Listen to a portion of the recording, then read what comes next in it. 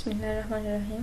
इस वीडियो में हम देखेंगे कि अरे को एक एक एलिमेंट करके किसी फंक्शन को किस तरह से पास किया जाता है।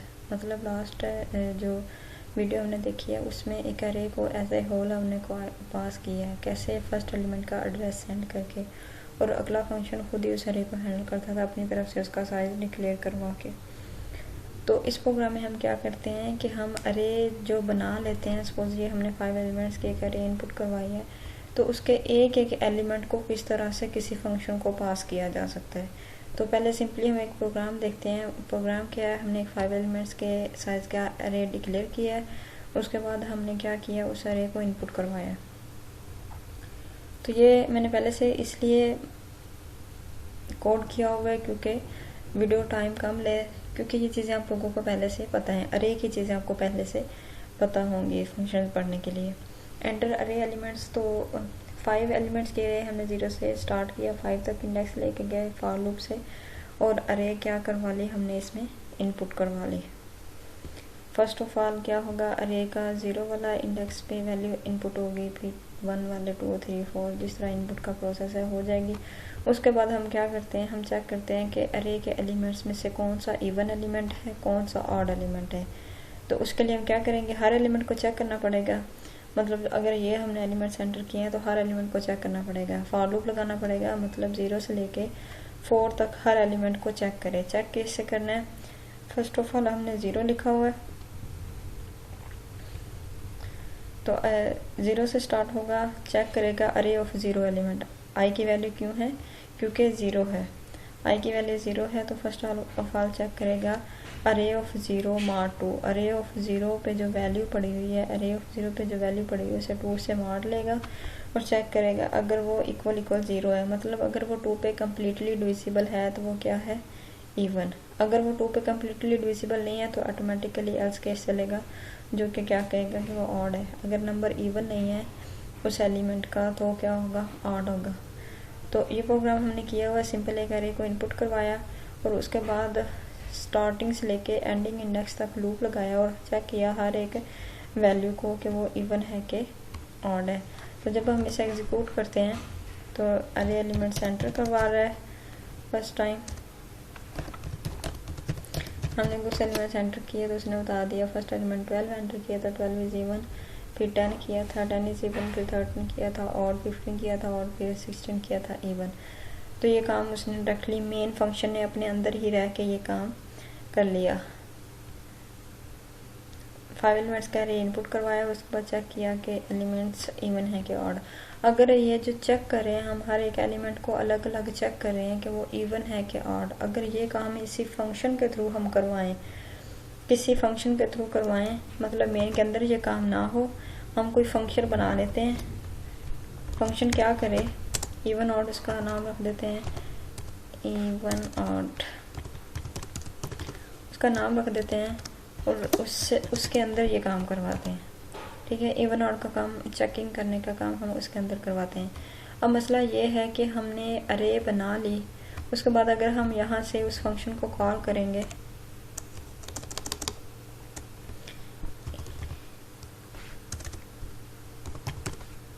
इवन ऑड फंक्शन को कॉल करेंगे, मेन फंक्शन क्या करेगा, इवन ऑड के फंक्शन को कॉल करेगा।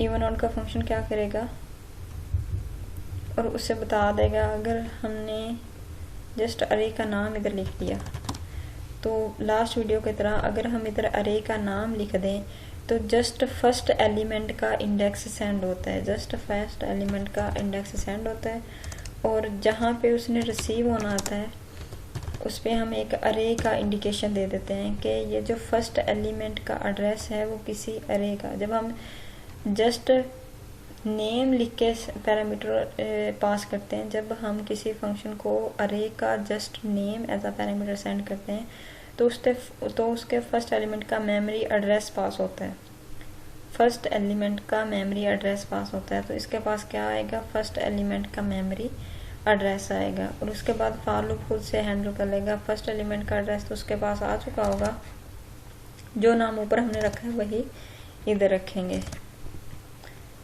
जो नाम हमने अपने फॉर्मल अरे का नाम रखा है वही। ये एक्चुअल में एक्चुअल और फॉर्मल अरे एक ही होगी। जब अरे को एज अ पैरामीटर फंक्शन को सेंड किया जाता है तो वो अलग से एक अरे डिक्लेयर नहीं करती। जैसे हमने मेथड पढ़ा था कॉल बाय रेफरेंस, तो कॉल बाय रेफरेंस के मेथड से अरे पास होती है। तो ये क्या करेगी, हमने इस फंक्शन को क्या नहीं किया हुआ, डिक्लेयर नहीं किया हुआ। तो जब किसी फंक्शन को यूज़ करते हैं तो उसे मेन के बाद अगर उसे लिखा हुआ हो तो हम ऊपर उसे डिक्लेयर करवाते हैं। जैसे किसी वेरिएबल को यूज़ करने से पहले डिक्लेयर करना पड़ता है, इस तरह फंक्शन को भी यूज़ करने से पहले डिक्लेयर करना पड़ता है। तो ये वैसा ही काम कर रहा है, ठीक है। हमने जो इवन ऑड का प्रोसेस था वो क्या कर दिया, अलग कर दिया। लेकिन हमारा जो टॉपिक है वो है कि हम अरे के इंडिविजुअल एलिमेंट्स को किस तरह से पास करते हैं। इंडिविजुअल एलिमेंट्स को एक एक एलिमेंट को करके किस तरह से पास करते हैं। तो देखिए हमारे पास 5 एलिमेंट्स हैं अरे के, तो 5 एलिमेंट्स को सेंड करने के लिए हमें एक लूप तो चाहिए, क्योंकि हम इंडिविजुअल तौर पे कर रहे हैं। तो हम यही लूप क्या करते हैं, हम एक एक एलिमेंट करके सेंड करें। तो जब एक एक एलिमेंट करके सेंड करेंगे तो इधर हमें लूप की ज़रूरत नहीं पड़ेगी, क्योंकि जस्ट एक एलिमेंट सेंड करेंगे और वो उसे डायरेक्टली चेक कर लेगा कि वो इवन है कि ऑड। जस्ट एक एलिमेंट सेंड करेंगे और वो इसी से डायरेक्टली चेक कर लेगा कि वो इवन है। जब एक एलिमेंट आएगा इसके पास और इसे कोई नेम दे देते हैं सपोज n का,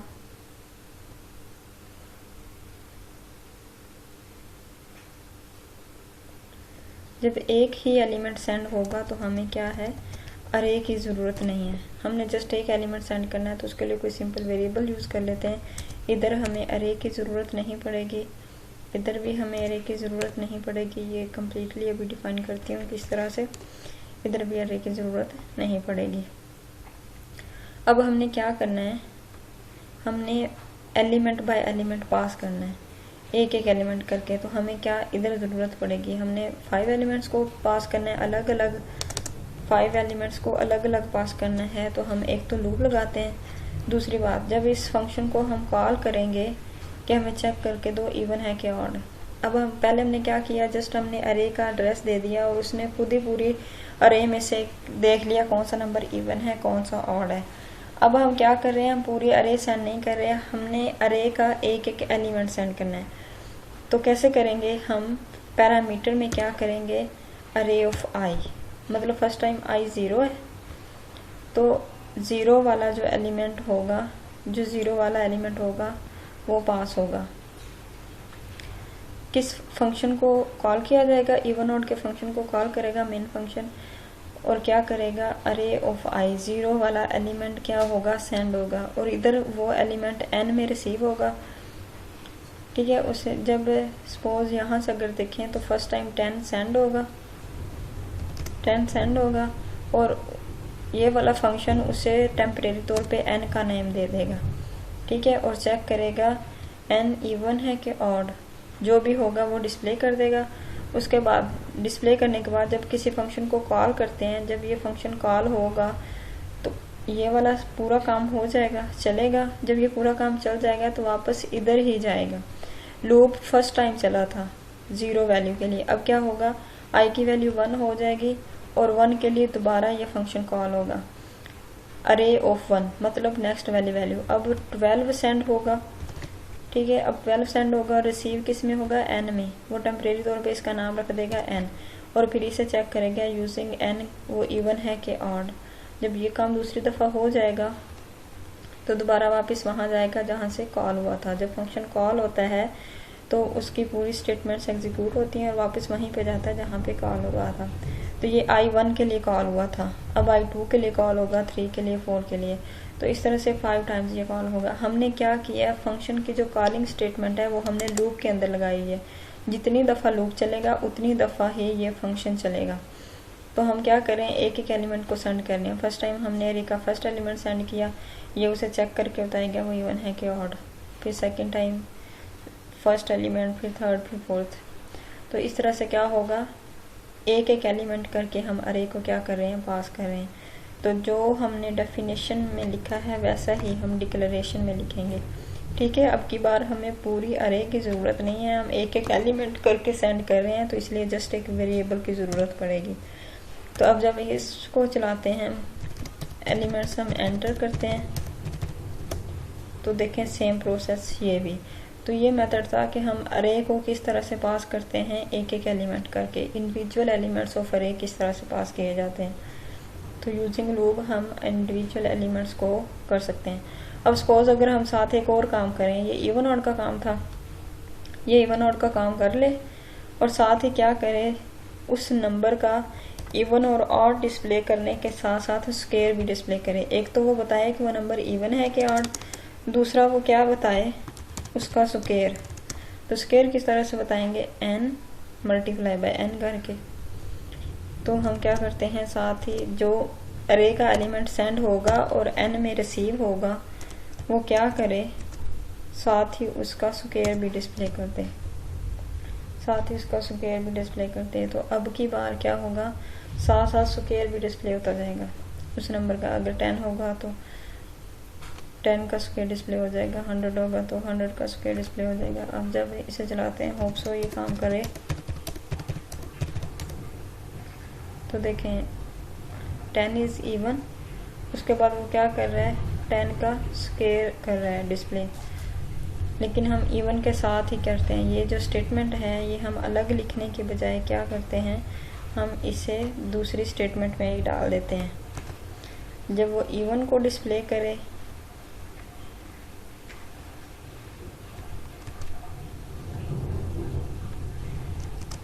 जब वो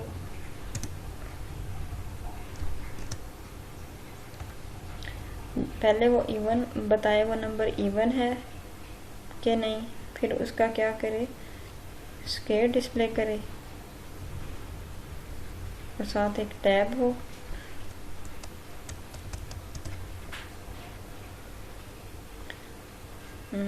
यस,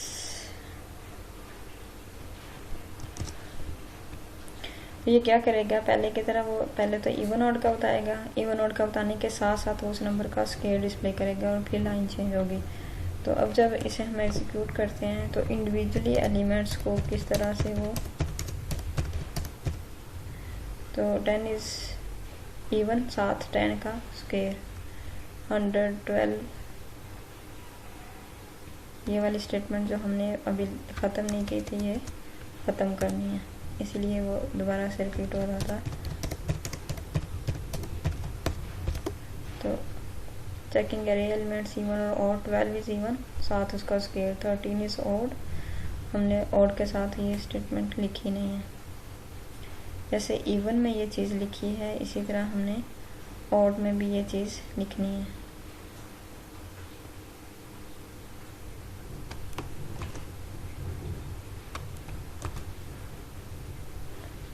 तो अब इवन और ऑड सब के साथ क्या होगा, एक तो नंबर को इवन ऑड बताएगा, दूसरा उनका स्क्वायर भी साथ साथ बताता जाएगा। ठीक है, तो ये क्या हो रहा है, हमने लूप लगाया है। लूप के थ्रू जिस तरह से हम एक वेरिएबल को सेंड करते थे, इसी तरह अरे का एलिमेंट सेंड कर देते हैं। पहले एक वेरिएबल को सेंड करते थे, तो अब की बार क्या हो, i 0 है तो अरे ऑफ 0 जो फर्स्ट एलिमेंट होगा वो सेंड होगा इस फंक्शन को, वो फंक्शन चेक करेगा वो इवन है ये नंबर के ऑड, और साथ साथ उनका स्क्वायर भी डिस्प्ले करता जाएगा। फर्स्ट टाइम 10 सेंड होगा, उसे टेम्परेरी तौर पे n का नाम मिलेगा और वो इसे इवन ऑड से चेक करेगा। इवन ऑड के साथ अगर हम क्यूब डिस्प्ले करवाना चाहें तो वो भी करवा सकते हैं। तो इस तरह से हम अरे के इंडिविजुअल एलिमेंट्स को पास करवा सकते हैं। इंडिविजुअल एलिमेंट्स किस तरह से पास होंगे, अगर हम उसे फॉर लूप में लिख देंगे। फॉर लूप में लगाया और उसके बाद फंक्शन को कॉल कर लिया हर एक एलिमेंट के लिए। पहले फर्स्ट एलिमेंट सेंड किया, उसे चेक करवा लिया, जब ये चल जाएगा तो फॉर लूप में अपडेशन होगी, 1 हो जाएगा i, तो फिर अरे ऑफ 1 सेंड होगा, उसे चेक हो जाएगा। फिर 2 के लिए अरे ऑफ 2 सेंड होगा तो अरे ऑफ 2 को चेक करेंगे। तो इस तरह से ये प्रोसेस चलता रहेगा, जितनी हमारे अरे का साइज़ होगा उतनी दफ़ा फंक्शन कॉल होगा, और जब जब फंक्शन कॉल होगा तब तो वो उसे एग्जीक्यूट करके बताएगा कि वो इवन है कि नंबर इवन है कि ऑड। तो इस तरह से इंडिविजुअल तौर पे हम एलिमेंट्स को सेंड करके डिफरेंट तरह के प्रोसीजर्स परफॉर्म करवा सकते हैं। सपोज अगर हमने ये करवाना हो साथ साथ कि जो अरे हमने सेंड की है, आप इसकी प्रैक्टिस करेंगे इस प्रोग्राम की, कि जो हमने अरे अब तो क्या कर रहा था, वो साथ साथ इवन और चेक कर रहा था, नंबर सेंड किया और उसने इवन ऑड चेक किया। अगर हम नंबर सेंड करें और ये फंक्शन उसका टेबल डिस्प्ले करे, नंबर सेंड करें, फर्स्ट एलिमेंट का टेबल डिस्प्ले करें, फिर सेकंड एलिमेंट का, तो एक ही प्रोग्राम सारे अरे के एलिमेंट्स को इजीली क्या कर देगा, उनका टेबल डिस्प्ले करेगा या फैक्टोरियल डिस्प्ले करे। तो ये इजीली हो सकता है, आप लोग इसे ट्राई करें और इंशाल्लाह आप लोगों के इस वीडियो देखने के बाद, ये वीडियो देखने के बाद टेबल का प्रोग्राम करना आ जाएगा कि हम इंडिविजुअल एलिमेंट्स को किस तरह से सेंड करते हैं और बाद में उनसे किस तरह से हम टेबल डिस्प्ले करवाते हैं, या फिर हम कर ही लेते हैं। इधर टेबल डिस्प्ले कैसे करवाना है, हमने वाइड हम टेबल के नाम से एक फंक्शन बनाते हैं और वो फंक्शन क्या करे, वो नंबर रिसीव करे। जैसे ऊपर वाला फंक्शन कर रहा है, नंबर रिसीव कर रहा है, और जो नंबर रिसीव करेगा, टेबल डिस्प्ले कैसे करते हैं, हमें 10 तक काउंटिंग कंट्रोल करने के लिए एक वेरिएबल चाहिए होता है। हम उसे स्टार्ट करते हैं 1 से और c less than equal to 10 रखते हैं, 10 तक जाए, और C++। टेबल का प्रोग्राम तो आता होगा सबको। तो क्या करते हैं जी,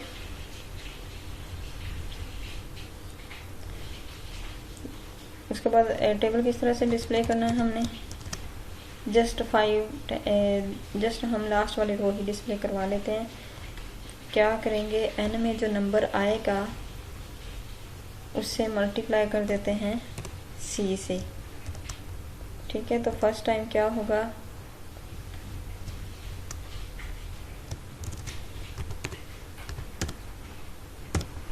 तो ये जस्ट एक छोटा सा जो प्रोग्राम है वो उसे डिस्प्ले करने लग जाएगा टेबल को।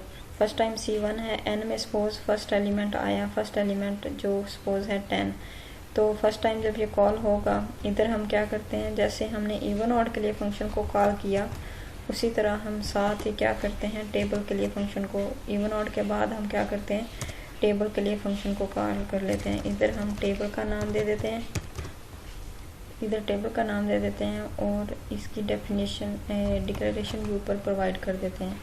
जैसे पहले फंक्शन की डिक्लेरेशन ऊपर करनी पड़ी थी, इस तरह इस फंक्शन की भी डिक्लेरेशन करनी पड़ेगी। तो पहले तो हम इतना कर रहे थे, ये क्या कर रहा था, इवन ऑड चेक कर रहा था। जब सारे इवन ऑड चेक हो जाएंगे उसके बाद वो चेक करेगा, हर नंबर का टेबल डिस्प्ले करेगा। जब टेबल का फंक्शन कॉल होगा तो ये टेबल के पास आएगा, फर्स्ट एलिमेंट सेंड होगा जो कि n में रिसीव हो जाएगा। सपोज फर्स्ट टाइम 10 सेंड हुआ तो n में क्या आ जाएगा, इधर जो हमने देखा था n में क्या आ जाएगा, 10 आ जाएगा। तो टेबल डिस्प्ले करने के लिए हमें 1 से 10 तक मल्टीप्लाई करना पड़ता है। उस नंबर को पहले 1 से मल्टीप्लाई करो, फिर C2 हो जाएगा, 2 से मल्टीप्लाई करो, C3 हो जाएगा 3 से। तो ये जो लूप है ये पूरा टेबल डिस्प्ले कर देगा।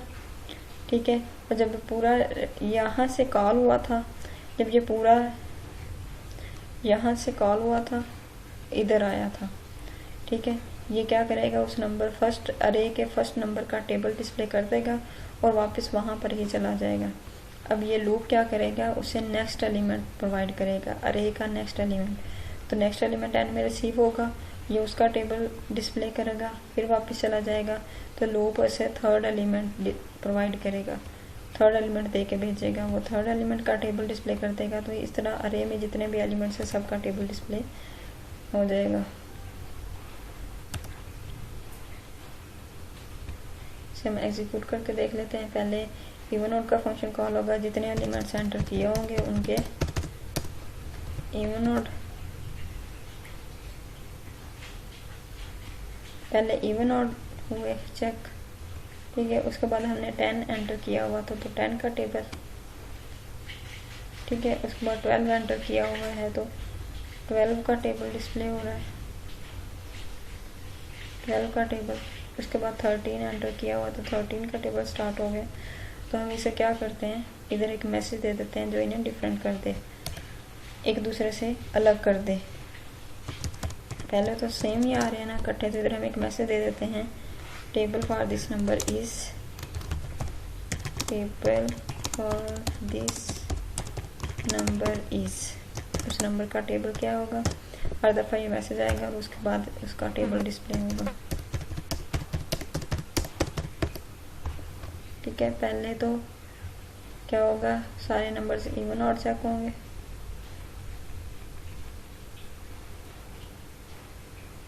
फाइव नंबर्स एंटर किए, इवन ऑड चेक किया, साथ ही उनका स्क्वायर, उसके बाद उन नंबर्स का टेबल। तो हमने जस्ट लास्ट वाली रो आउटपुट करवाई है। तो अगर पूरा टेबल करवाना चाहें, मतलब पहले नंबर डिस्प्ले हो, फिर हम पहले क्या कर रहे हैं, जस्ट टेबल की लास्ट वाली रो डिस्प्ले करवा रहे हैं। अगर हम चाहें कि पहले वो नंबर डिस्प्ले हो, ठीक है, फिर मल्टीप्लिकेशन का साइन डिस्प्ले हो, ठीक है, तो वो भी हम अपनी मर्जी से आउटपुट दे सकते हैं। फिर सी डिस्प्ले हो, 1 2 3 4 जो होते हैं, ठीक है, उसके बाद इक्वल डिस्प्ले हो, वो भी हो जाएगा, और उसके बाद उनका मल्टीप्लिकेशन डिस्प्ले हो। तो ये किस तरह से होगा, जैसे 5 का टेबल में फर्स्ट रो पे सारा 5 लिखा हुआ आता है, तो हर दफ़ा नंबर डिस्प्ले होगा, सामने मल्टीप्लिकेशन डिस्प्ले होगा, फिर 1 2 3 4 5, और ये इक्वल और ये नंबर। तो इसे जब हम इसे एग्जीक्यूट करते हैं,